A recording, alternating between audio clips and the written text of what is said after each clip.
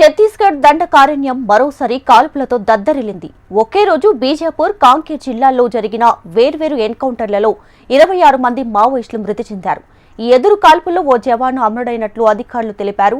బీజాపూర్, దంతేవాడ జిల్లాల సరిహద్దుల్లో ఉన్న గంగులూరు పరిధి ఆండ్రీ అడవుల్లో నక్సల్స్ నక్కినట్లు నిఘా సమాచారం వచ్చింది.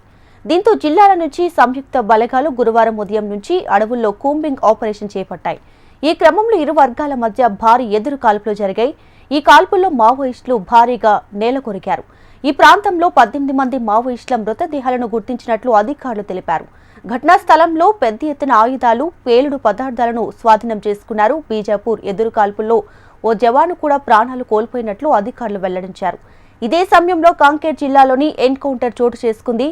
ఇక్కడ డీఆర్జీ, బీఎస్ఎఫ్ సిబ్బంది సంయుక్తంగా జరిపిన ఆపరేషన్లో 4 మావోయిస్టులు మృతి చెందారు.